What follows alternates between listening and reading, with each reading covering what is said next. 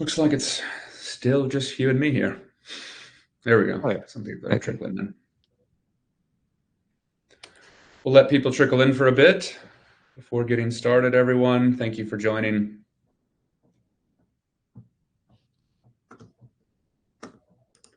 Hopefully everyone's had a great week. Excited for the weekend. Hello, Arup. Feel free to familiarize yourselves. We have a chat here for some interaction as well for any first-time users.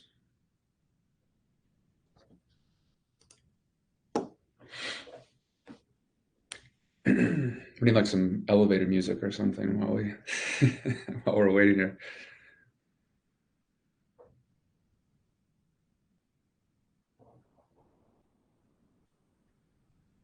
So when people have got questions, they put them in the chat. How does it work? Yes, exactly. So there's a chat. We got Jay, Marcus Jones. Everyone's kind of Oh, trickling yeah. in now. Thanks, everyone. Excited to have you all here. Weekend mode. Hello, Silas. Got 20 so far. Got to get up to 30 or so, and then can start kicking off.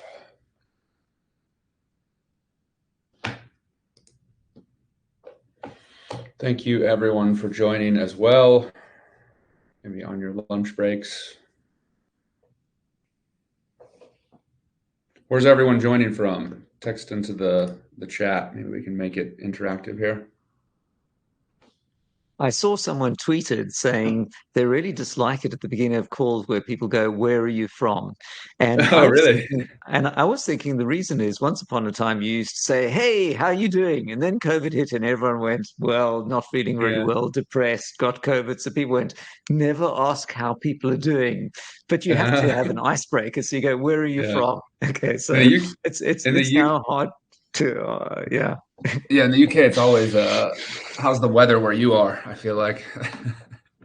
I did a webinar yesterday with Ukrainian startups, mostly based in Kiev, which is obviously going to be a bit difficult. And I, as always, went, "And how are we doing?" And somebody went, well as under the circumstances." It was generally Yeah. quite down. It was quite sad, actually.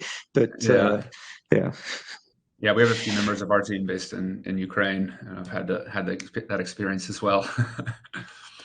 Okay, I think we're at 43 now, so we can go ahead and get going. I just want to say welcome to everyone. Looks like we're calling in lots of people from London.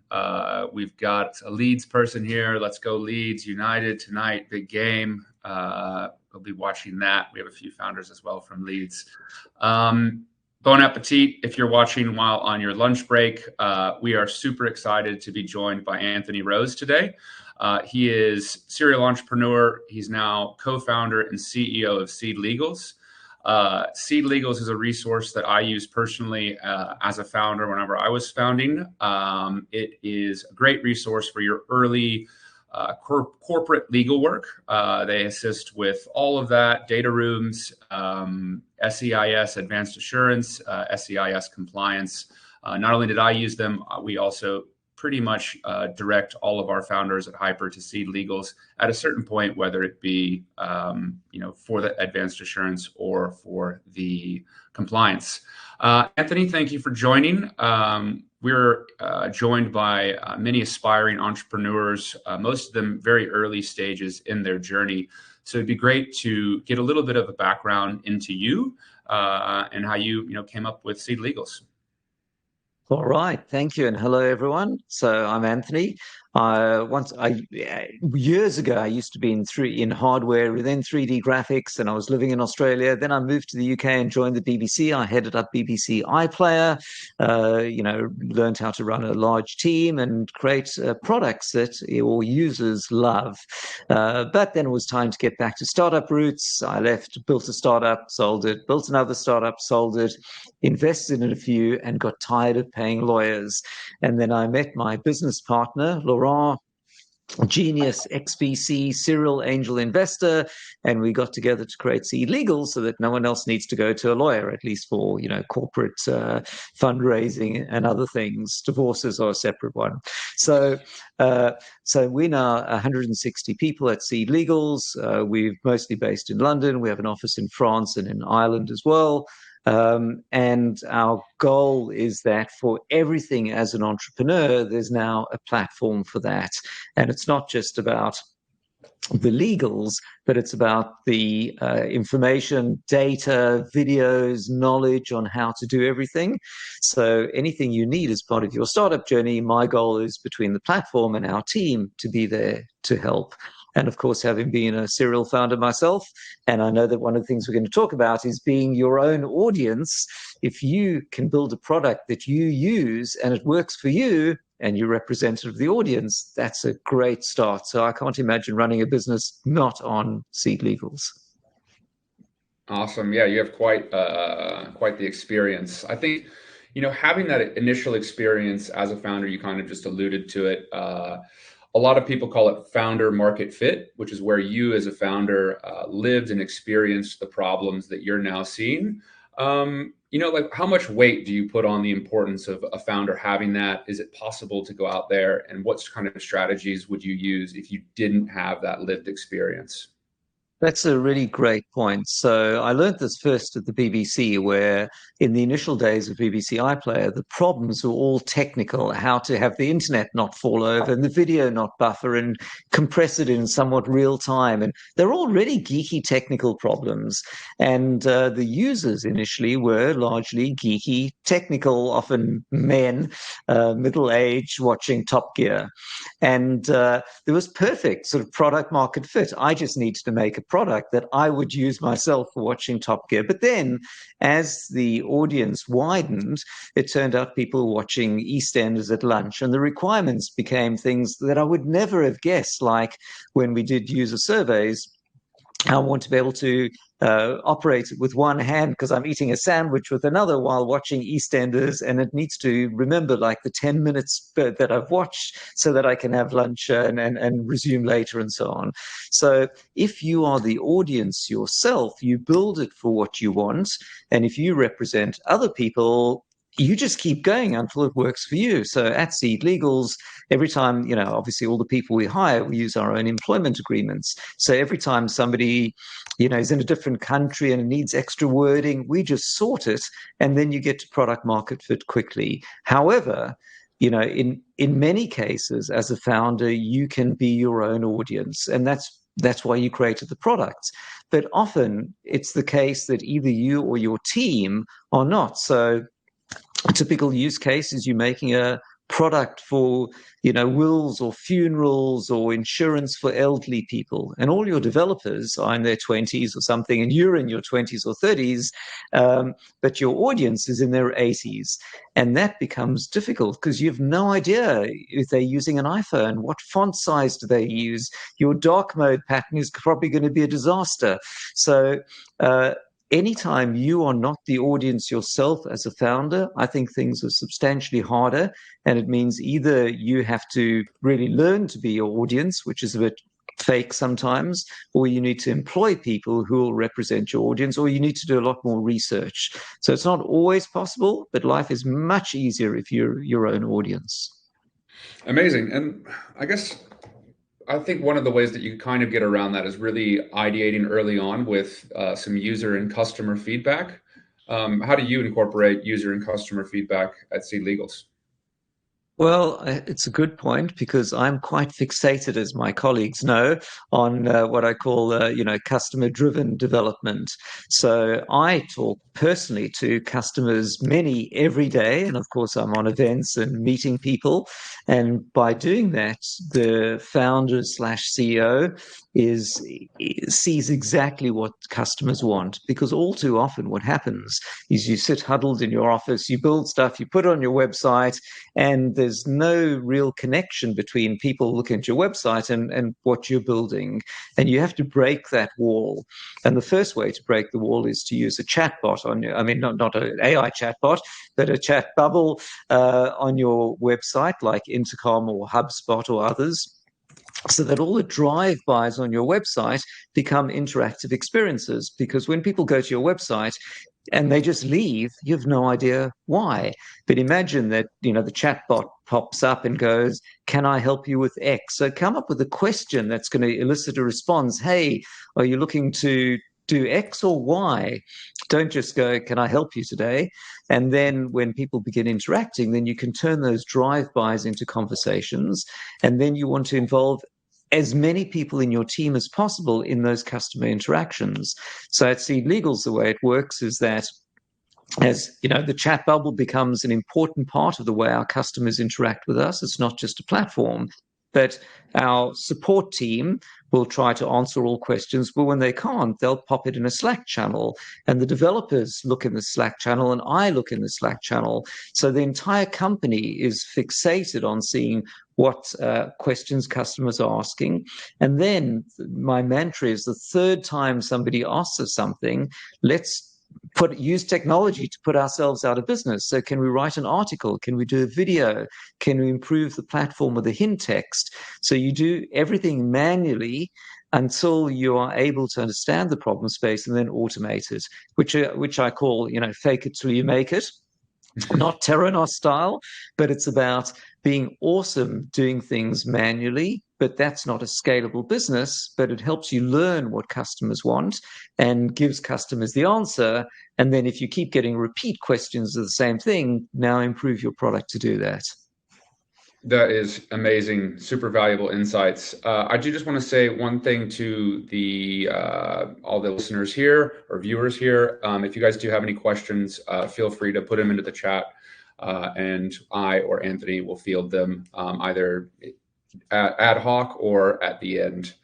We will try and save about 10 minutes at the end specifically for Q&A as well. So if you want to save something, please do that.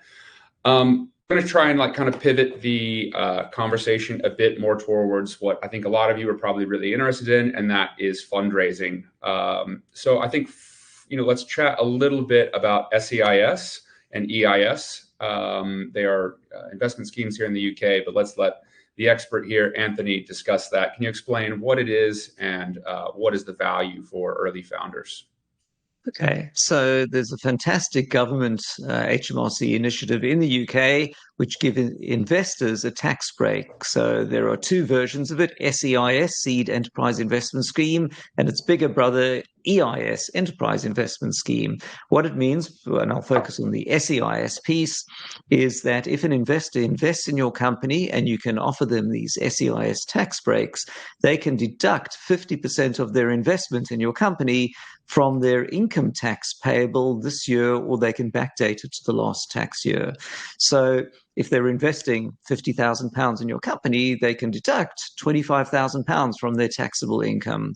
And if they keep the shares in your company for 3 years and sell them after that, they pay no capital gains tax. And if your company goes out of business later, then they can use loss relief to write off the rest of the loss against their tax.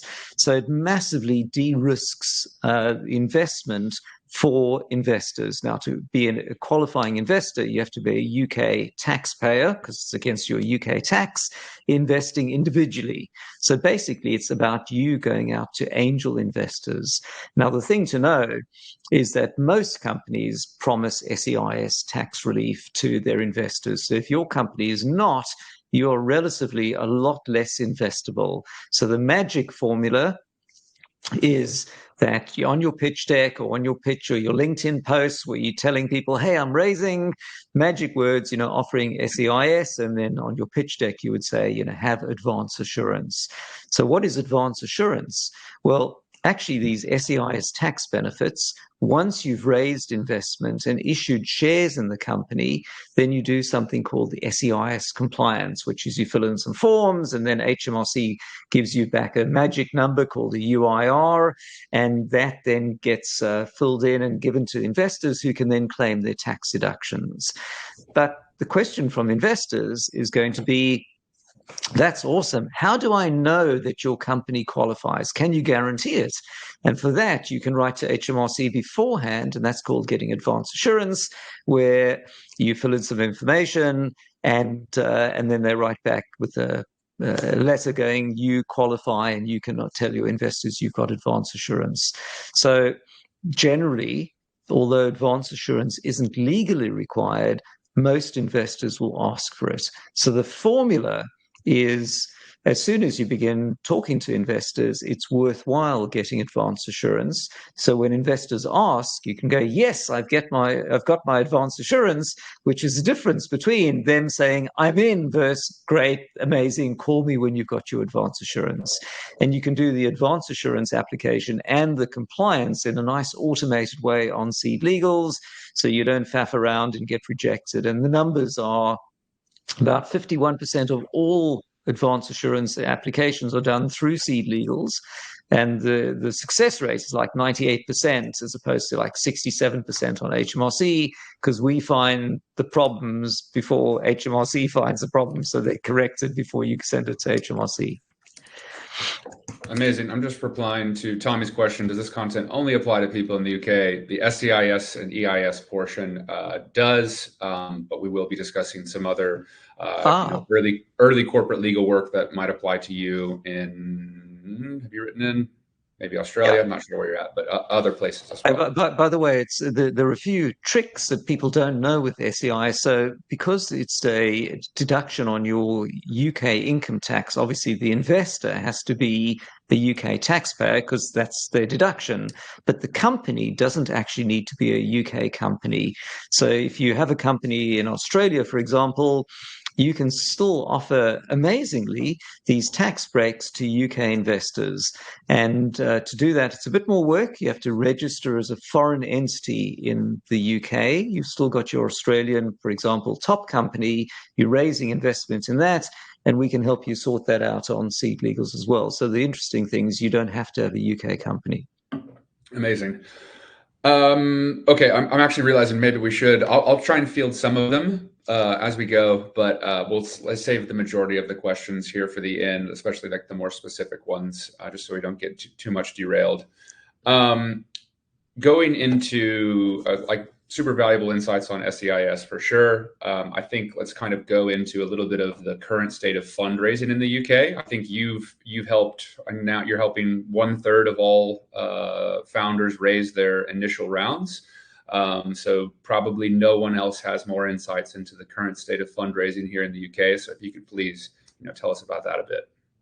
Okay, so I mean, we've all seen that in 2021, 22, fundraising valuations were enormous, mostly in the US, and then they've come way down. Fundraising or investors wanting to invest, I think, is very much driven by the cost of capital for investors. So when they earn 0% interest in the bank, any speculation in a startup was better than getting 0%, assuming they weren't going to lose their money. But if they're getting 8% in the bank or 5% and they've got mortgages that are up, then it only makes sense for an investor if they've got a much higher chance of a return on investment in a startup. Plus, they need to have the money, not putting into their mortgage and so on. So there's been less capital available. That doesn't mean there's no investment happening on SeedLegals. Actually, there was more investment raised in 2023 than in 2022. Even though overall the numbers were down, that probably meant we ate someone else's market share. But there are a few things to know that are important. The first thing is, you might be thinking, should I wait and fundraise later? Well, I would say no, because firstly, you've got your passion project that you want to do. If life is continuously on hold for something better in the future, there's no guarantee things will be better in the future. You never know what problems in the world will come out next. You might be waiting forever. And the first attribute of an entrepreneur is if you procrastinate, you're dead. So you want to get on. I mean, if this is the thing you want to do, then you want to get on with it, and waiting is less good. But how do you make yourself more investable, and how do you attract investors? So the first thing is, I think there's a movement from capital from more flighty things to safer things. So if you're a B2B SaaS company, those are always the most investable companies because Your cost of building it is more modest. You can get customers quickly. They're paying customers. If you're building a social app, that's always hard because you have to get zillions of users in a fickle market, and investors don't understand it. And investors are in their 40s or 50s, and your app is designed for millennials. So some segments are harder than others. But of course, that doesn't help you because you want to build a social app and that's it. But be prepared for things that are not B2B SaaS, and these days maybe AI, to be a little harder. The next thing is valuations. So, this mostly applies to later stage rounds. Once you've got revenue, the investors would often value your company at a multiple of your annual recurring or annual revenue. And it used to be like 10 to 15 times annual revenue was the valuation multiple. Now it's more like 6 to 8 times potentially. So if you're doing, £1 million a year in revenue, that might now be a 6 million as opposed to a 10 million valuation. But of course, if you're on this call, you're going, that's great. I'll wait till I get there. I don't have a product yet. So in your early days, of course, there's no revenue, there are no users. So, the valuations are usually in the sort of £1 to £2 million, and you're usually raising 100 to 200,000 pounds at the beginning would be the usual formula. So what you want to do is, if there's less money available, you want to cut through the noise and be more attractive to investors than anyone else. And we're going to talk about the art of the pitch in a moment.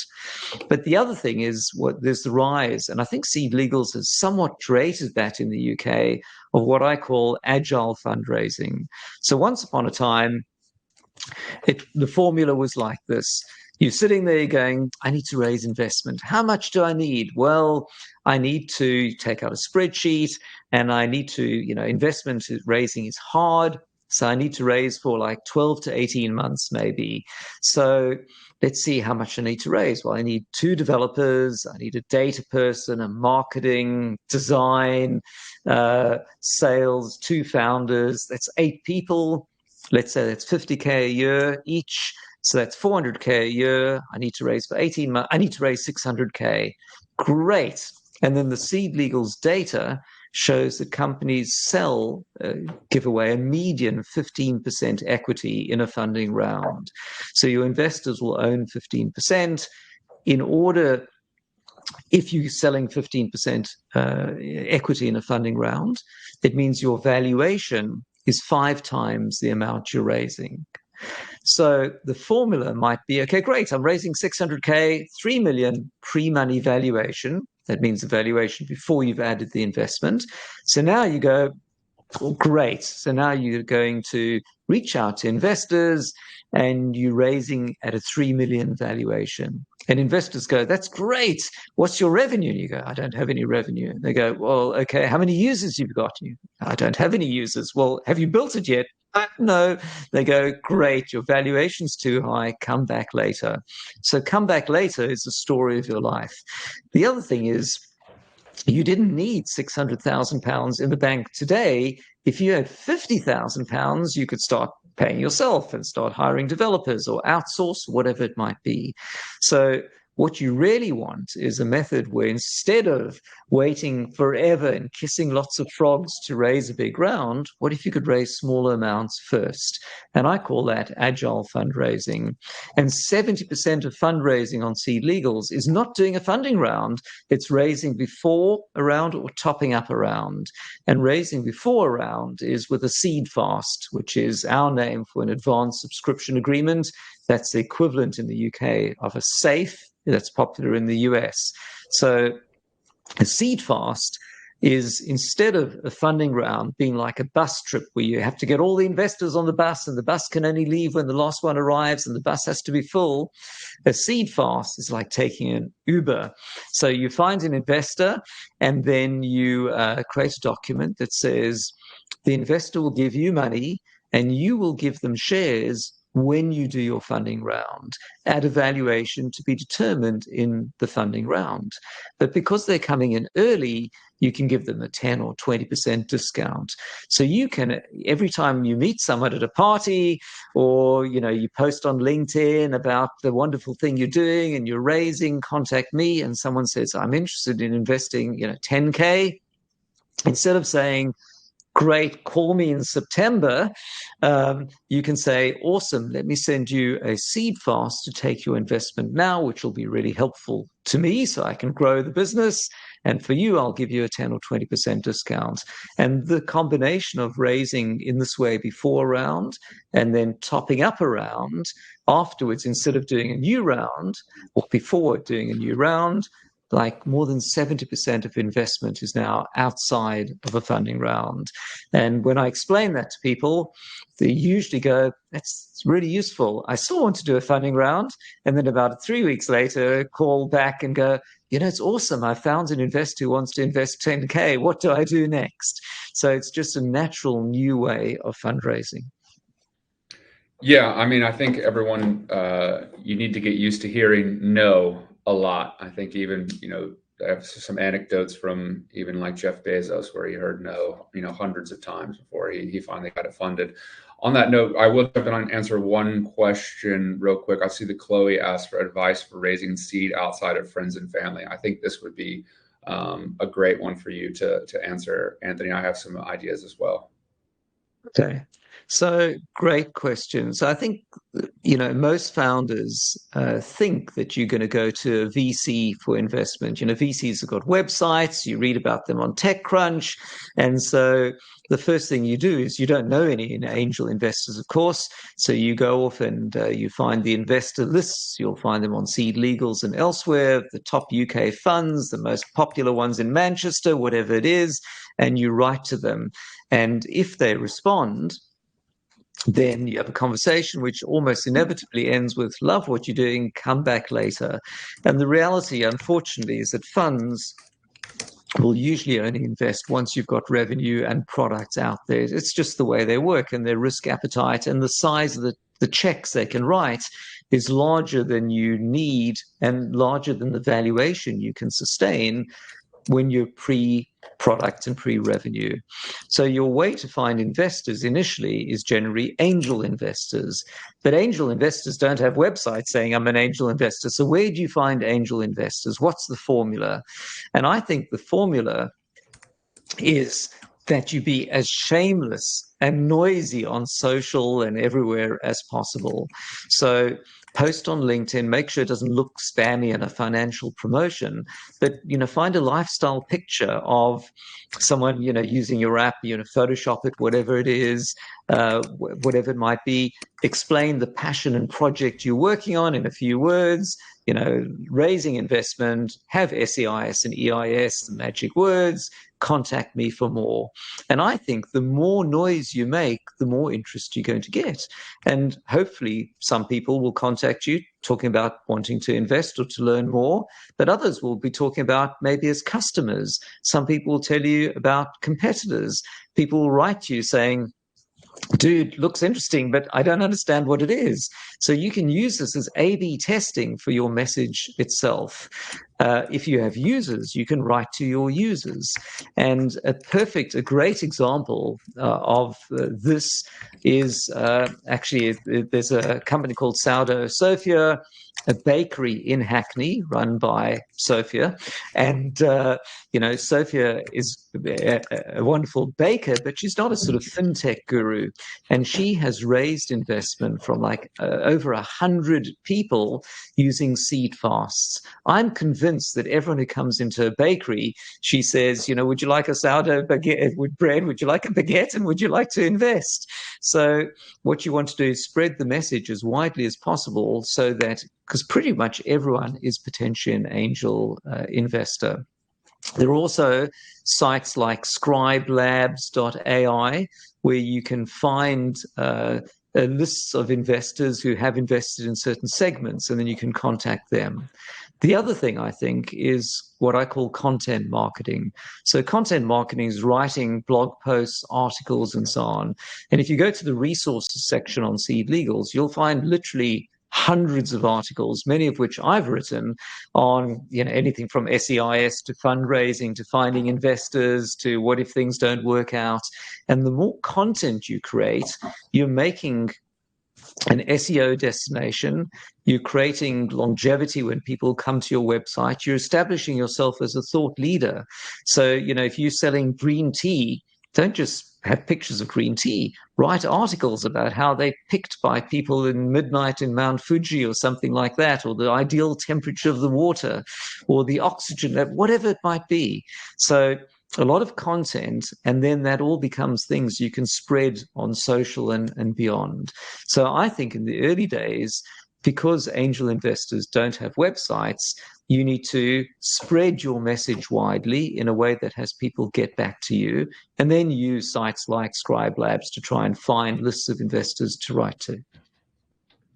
Nice. Thank you for that. Chloe, I'm going to come back to the second half of your question later on. And I'm sorry, yes, you also need to be used to, people saying no. But saying no, one of the interesting things is investors tell you no for any number of reasons, most of which are, essentially a bit of a fob off because they don't really know why they're saying no. They just didn't get to a yes. Some will give you random bits of information. And so in your mind, if you are pivoting your pitch deck based on every bit of feedback an investor gives you, it will be a design by committee, it will be a disaster. But on the flip side, if you keep hearing the same thing again and again and you're ignoring it, that's a key signal you want to address it. It doesn't mean you have to change your product or your pitch, but you have to have a good answer for why it is what it is, because you want to get to a yes. And ultimately, if you keep hearing no, then you have to figure out, do you keep persevering, or do you have to think of something else that gets you to a yes? That's one of the things I always suggest to the founders is they're going to get feedback from investors. And then if you try and, put that you try and please everyone, you're going to end up pleasing no one. So, stick to your guns, but there is some room to work with. If you keep hearing the same feedback, then make some adjustments. On the note of pitching, that was a great segue for us. What do you think are some of the most important elements to consider? Okay. So my take on pitching is, I talk to lots of founders, and when you're talking to somebody, when your members are talking to each other, you talk to someone and you love what they're doing. They're telling you with such passion, a sparkle in their eyes, how they're solving this problem, doctor, dialysis machine, mother, something better. You bought in. And then you see the pitch deck, and you're completely lost in a mass of slides and MRR and business model and so on. So to me, pitch deck and a verbal pitch, it's all about the art of storytelling. And I like to think of it as like a Netflix series. The goal of the first episode is to get you to watch the second episode. And the second one is to get you to watch the third. And of course, in this case, the last episode is writing a check. So you're going to start with somehow reaching out to people. LinkedIn outreach is a great way of doing it.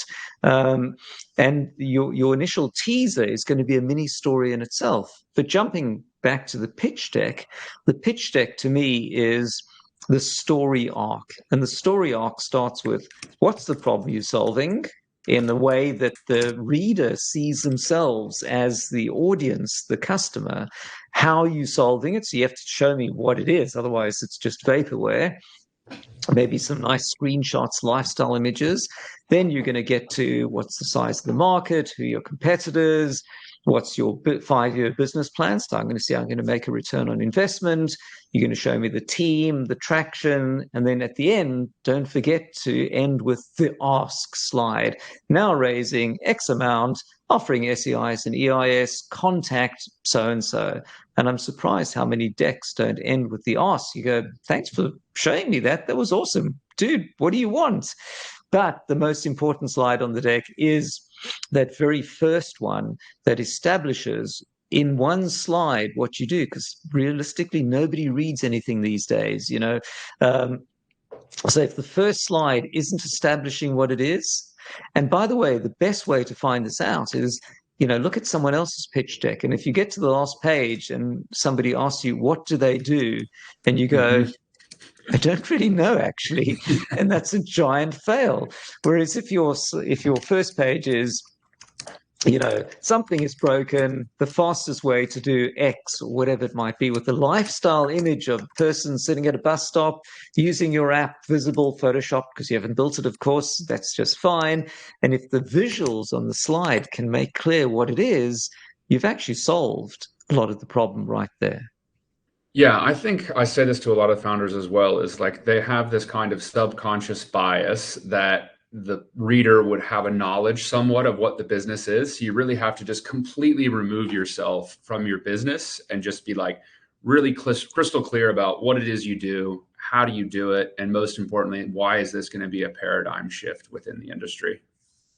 Exactly. And I think also people write the deck as if the investor is not in any way a customer. But I think if I'm investing in a company, I'm going to think, how are the founders going to be able to sell their product to actual customers?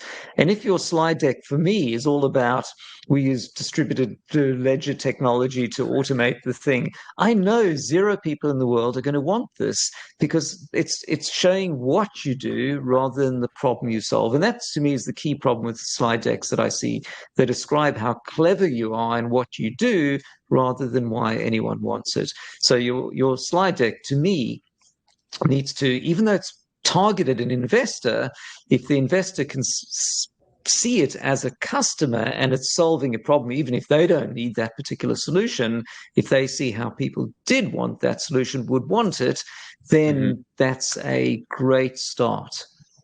Yeah, it's like not only why people would want it, but also why people will buy it. That's really important.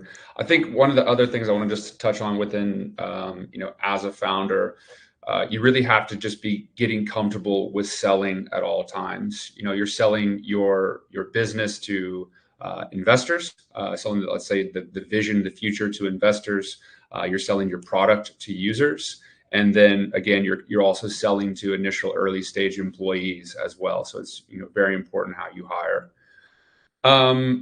Anthony, kind of next question. And then I think I want to touch on Chloe's question here. At least that's my answer to it. But what are some of the biggest mistakes you see founders making early in their fundraising process? Okay, so let's start with a couple of kind of like legal admin things. So just very occasionally we see companies incorporate on Companies House with like super voting shares. So, you've all read Sam Altman fired by the board, whatever it might be. So you're worried. And so you go, great, I'm going to incorporate with like special multiple share classes. Literally 100% of the time I see founders do that, it has to get undone later.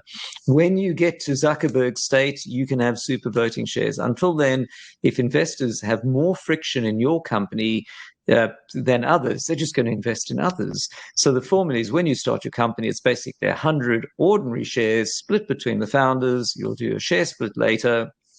Don't try and do fancy stuff with non-voting, super voting, whatever shares, because it's going to get rejected by investors, and a huge amount of pain to try and undo that later. The second thing is that founders generally think that they're going to get fired by the investors and they have to protect themselves against their investors. And maybe much later stage that becomes a problem. But in the early stages, the biggest problem founders have are their co-founders. So founder fallouts are not uncommon. 10, 20% of the time, there's going to be a founder fallout. If there are more than 3 founders, that number is higher. So the very first thing you want to do after you've incorporated is all the founders should sign a founder agreement. So a founder agreement is one per founder between the founder and the company that says, if I leave within a certain period called the vesting period, I have to return some of my shares to the company. So typically the shares might vest over 3 years. And if the person leaves after 6 months because it didn't work out, they have to give back, 5/6 of their shares, or you can set it so they have to give back all of their shares if they don't stick around for the first year, for example. And if you don't have that, then the company becomes uninvestable because the departed founder now owns 50% or 30% of the shares. They claim the IP is theirs. They steal the team. They create a competing company. It's a giant mess. So founder agreement, in addition to saying if I leave in a certain period, I have to give some shares back, also has IP assignments, so all the intellectual property belongs to the company. It's got non-compete and non-solicitation. So if things do go pear-shaped and a founder exits, you open the playbook, the legal agreement, you go, oh, you've been here for this number of months, you keep this, lose that, this stays with the company, and hopefully there's a better resolution than, pistols at dawn. So you can do your founder agreements on SeedLegals, and it really is when we get our support team get web chat messages going, I've had a fallout with my co-founder. The first question is, have you got a founder agreement? If yes, great, let's look what it says. And if no, okay, you're going to have to find out some dispute resolution mechanism or figure out amicably if you can, because you've never specified what happens when things go wrong. Amazing insights. I'm actually one of the biggest mistakes I see founders make. I'm actually going to go back to a question that Chloe asked earlier. She said, how worried should someone be about sharing their idea without initial investment startup already in process? Is it sensible or ridiculous to worry about someone would run away with their idea for themselves? This is, for me, one of the biggest mistakes I see founders making at idea stage is sending along an NDA for the investor to sign. Number one, it's just like quite a bad way to start off the potential relationship. You're not showing trust. You're also, in my opinion, not betting on yourself. You should be able to say, like, this is my idea and I'm going to be the one to execute on it. Whenever you send that NDA forward, it can be already put a sour taste in that investor's mouth for those reasons. Anthony, do you want to build on that at all? Absolutely. So investors will almost never sign an NDA other than later in the funding round process as part of due diligence, where you're going to share your business contracts and employment agreement as part of due diligence. And there you can reasonably ask them to sign an NDA. But when you're sending out a pitch deck, if you ask someone to sign an NDA, it just indicates a founder that's really naive. And if you're an investor and you're getting tons of incomings each day, and literally the stats show investors spend 3 minutes looking at a slide deck. And now one of them comes along and says, you need to sign an NDA. You're just going to hit delete on the email. It's not going to get any further. But it indicates that I think, what makes you investable is not only your idea, but you as a founder. So learning to project as a founder that right amount of self-confidence before it falls over into, drinking so much of your own Kool-Aid that it's OTT, that you want to be boyish, confident. And as you say, as I say, ideas are cheap, execution is expensive. So there are any number of ideas floating around. It's how you build it. The other thing to note is the reason the person is an investor and not a founder is because they've got time but not money. They're not going to, if they were in the business of taking ideas, they would have been a founder. The reason they're writing checks is they don't want to build it themselves. They want to find people who are going to build it themselves and give them money to do it and make a return on investment. So in fact, it's just the opposite. You may have heard the term building in public. So, the reality is most things fail because nobody wants them. And it's much better to find that nobody wants it before you've built it than after it. So if you hold everything close to your chest and don't share with anyone, you're going to build all the stuff. And then after spending, months, years, hundreds of thousands of pounds, ta-da, open the door. And it turns out nobody was looking for that. So what I like to do is I like to sort of pre-announce something, write the press release, even before you've built it. And then if no one's interested, then don't even bother building it. And if people are interested, then go off and build a prototype and test that. So I think, in fact, it's just the opposite. You might, for example, if you're building something that for Facebook, you might want to not take it to Facebook right at the initial point, but as a general proposition, spreading the word widely before you do it will get the validation, and it's extremely unlikely that somebody else will read it and go, I should jump out of bed and do this instead of everything else, in the same way you've never done that. So yeah, my take is build in public, share widely, socialize the idea widely, because that gives you valuable insight into what people really want before you spend time building it. Yeah, and you'll find most people are looking to help. So they'll say find someone there or think about someone in their network, and they're ready to make introductions. So it's the value, the potential value vastly outweighs the negative consequences, in my opinion. Exactly. And you look to yourself, which is, when people have told you what they're doing, in other startups, you don't go, oh, I'm just going to give up what I'm doing and do exactly that. You think, well, like, am I likely to use that or not? And it's going to be the same when you tell people what you're doing. Yeah, that's great. I love that. Kind of moving on to another topic. We're often, speaking with founders and about their advisory teams.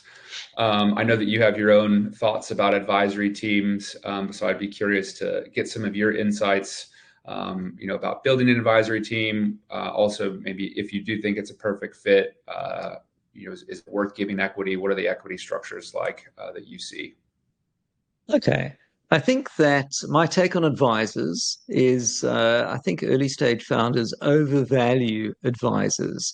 So what's an advisor? An advisor, I mean, they have different roles. Some of them will help on business plan and product. Some of them will make partner introductions and so on. But broadly, an advisor is somebody who's doing something else for a living and spending a day a month working with your company. What happens is you living and breathing the problem space on a 24/7 basis. You've got all these ideas, the team is behind and building it. You want to charge on a monthly basis, but your customers want to not pay monthly and want to buy on demand. Whatever it is, the problem space and you try to solve it. And the advisor breezes in once a month and goes, oh yeah, no, I think you should do everything on a recurring model, and you should pivot this. It's There's no connection with an advisor between the offered wisdom and the ownership of the outcome and success.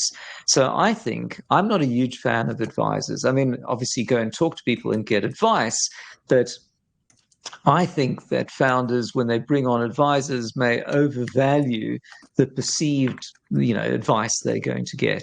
So the first thing is, and by the way, one reason people want advisors as well is because they think it's going to look good on the pitch deck. I've got Tim Berners-Lee on my advisory board. Okay, great. But I think astute investors know that, people are just there as a figurehead or really bring advice. In some cases, the fact you've managed to get, well-known figures is really important. But let's say you find an advisor and you now are quite clear in your mind what you want them to do. The first thing is to create an advisor agreement for them, which you can do on SeedLegals, so that specifies what they're going to do. And that means if it's not working out, you can terminate them, because what you don't want is to give people money or equity, and then it's just they're giving you random bits of advice. It's not fair, and you can't get rid of them. So contract in the same way with an employee is with an advisor, saying these are the things you're going to do. You're going to spend a day a month or a day a week or whatever it might be, helping on the following things. It's going to be for a period of 1 year. Typically, maybe you make it 2 years, so it comes to a natural end, and then you can renew it if you both want to, rather than being a bit, nasty and terminating. And then, in some cases, advisors might offer their advice freely, but often they're going to want compensation. So you can give them cash or you can give them equity. Ironically, advisors who want cash, I think it's a bad signal, because you want people who are successful to be advisors. And if you're successful, you don't need the £1,000 a month or whatever. You probably want a stake in equity because you didn't need the money today. But if things take off and are great, that's awesome. But so if you're giving equity, then the question is how much equity? So the advisor might go, I'd like 2% equity. And is that a reasonable number or is it an insane number? So here's the way I like to think about it. So if you're giving an advisor cash, let's say the advisor's spending a day a month helping you, what's a reasonable amount of cash? Maybe £10,000 a year, hypothetically, and that would probably be my starting point. So now, if you're giving equity, let's say your company valuation is £2 million.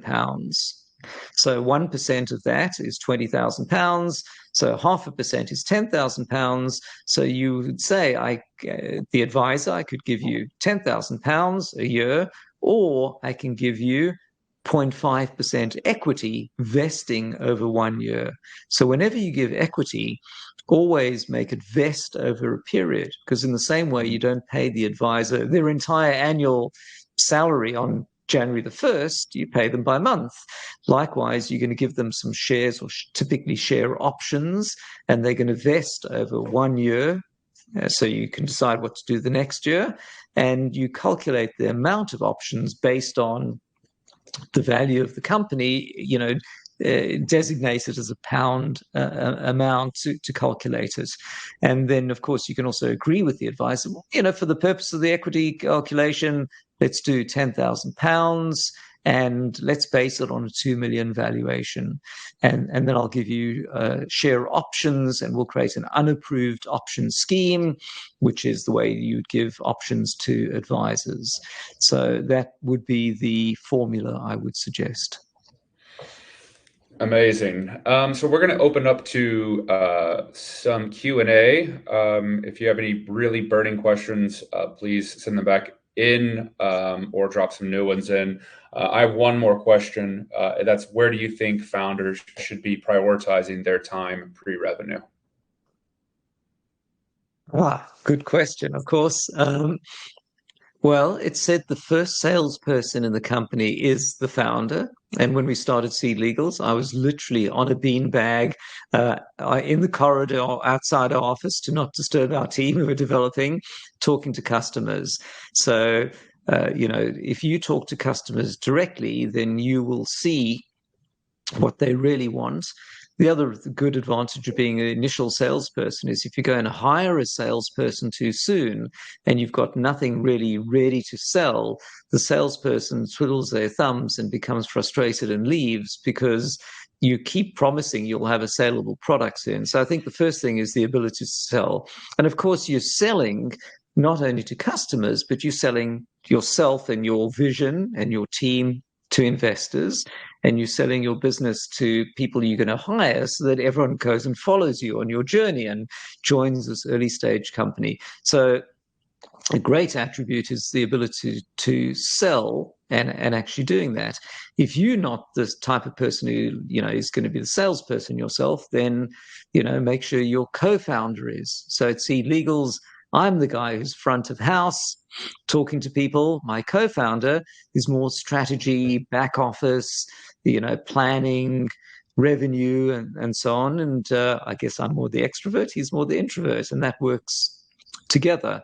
The second thing, apart from selling, is to be talking to customers, which kind of relates to the selling, but making sure everyone is close to your customers so that you're not building in this ivory tower what you think people want, and it turns out they want something very different. Yeah, very valuable insights there. There was a question earlier, and I think it kind of relates to Rachel's. It was around, the fundraising process and how can you get going? Can you send, cold outreach? I have thoughts that cold outreach is a very difficult strategy to do. You can't rely solely on that. You can't really rely solely on one specific strategy, in my opinion. It's really about, I think, getting out and networking, going to events. That's why, living outside of London, there is somewhat more of a challenge in doing that. But maybe finding a few events that are kind of near the same time and making it out to those is super beneficial. Anthony, do you have any thoughts on that? Well, two parts. I think events are not generally useful for finding investors, but what events are really useful for is benchmarking yourself against other founders. So as an investor, you probably see lots of founders, and you instantly spot the ones that project passion, vision, and ability to execute. And you instantly spot the ones who are not there yet. They want you to sign an NDA, and they focused on the wrong things, and they're still working on a side job, and they're not quite sure if things work. So by being at events, you see other founders, and you quickly learn. And if you at pitch events and you go, boy, that was a meh pitch, I must never do that. So seeing what others do is immensely valuable, but I don't think you're generally going to find investors at events, with rare exception. The second one is then how you find investors. So let's talk about the cold outreach and the warm outreach. So you keep reading everywhere, get a warm intro to a fund. It's like, dude, easy for you to say if you're friends with, Robert Scoble or somebody, but most of us aren't. So how am I going to get an intro? Well, if you don't know somebody who can do a warm introduction, who knows the investor, there's the trick you can try. Look up the investor on LinkedIn. If it's an angel investor, that's their name. If it's a fund, go and find the person at the fund who might be relevant. LinkedIn will show you who've got as common connections. Reach out to your common connections and ask if one of them can do an intro. So periodically people ping me going, hey, Anthony, you're connected to so-and-so at SeedCamp. Can you do an intro? And most people want to be nice.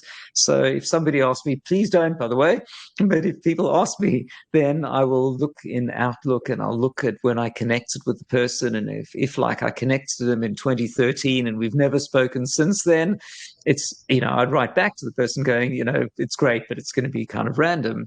But if I know the person well, the investor, I might say, it's not a fit. Don't bother with talking to Index Ventures because they're only going to invest when you get to 3 million revenue. You're wasting your time. Or I might say, actually, if you send me a few lines that I can forward, I'd be delighted to do so. So if you don't know an investor directly, use LinkedIn Common Connections to try and find somebody who could do that for you. And then if you don't know that, you're going to have to master the art of the cold outreach.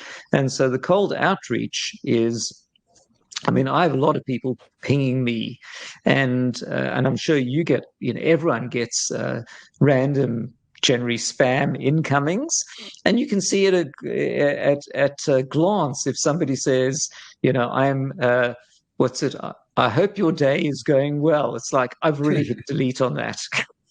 I hope life is finding you well. It's deleted already. But if it's, hey, Anthony, I saw an article of yours on something or other, or hey, I saw you invested in this company, or I noted you tweeted, last week about the UK and this and the innovation fund, and we're doing something in that space, and I'd love to tell you more about it. And then the recipient, if they can't decide, that if they think like you spent hours researching them and written specifically for that, most people, if they've got any bandwidth available, are going to want to say, yeah, sure, tell me more. So your goal is to create something nice and personalized that gets the person to respond. Of course, that means doing a little bit of work. Sometimes AI can help, but often if you use AI, it's just like it screams, this is an AI generated one, and it gets like a no.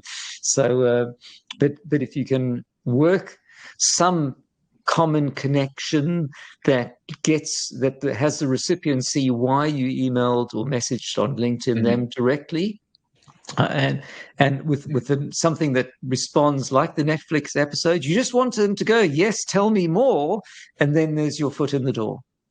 Got you. We are coming to the end. I'm going to briefly touch on Omar's question. Omar, I know you personally, man. You can pitch. I don't think that you should be giving out a small percentage away to someone acting as a partner in order to sell to investors. You're the founder. You need to be able to have these conversations and sell. It's just a matter of getting comfortable and having them. It's practice makes perfect. No one's going to be perfect at it at the beginning. You're going to, as Anthony said, always be selling. Would like to thank everyone for coming today, especially Anthony. I think there were so many valuable insights on there. please, if you're at an idea stage, get in contact with myself or a member of the Hyper team, and we can try and help guide you to a launch. And then also, if you're beyond that and you're looking to incorporate and potentially need some guidance on your early corporate legal work and SEIS, also feel free to get in contact with me, and I will put you in touch with a member of the SeedLegals staff, and they can help you out. They're quite responsive in that regard. Any last words, Anthony? And by the way, I'm always delighted if you ping me, Anthony Rose on LinkedIn, anthony@seedlegals.com, and of course, reach out through Hyper or on SeedLegals directly. And we're always delighted to help. And lastly, if you head over to the SeedLegals resources section, there are tons of articles, videos on how to find investors, how to pitch. There's a pitch deck template and more. So there are a lot of resources, all of them, completely free. And, I think in the early stages, a lot of it is learning the art and craft of looking and feeling like an investable founder. And if you can conquer that, then life is much easier afterwards. Amazing. Thank you, everyone. Have a great rest of your day and an even better weekend. Talk to you later. Thanks, everyone.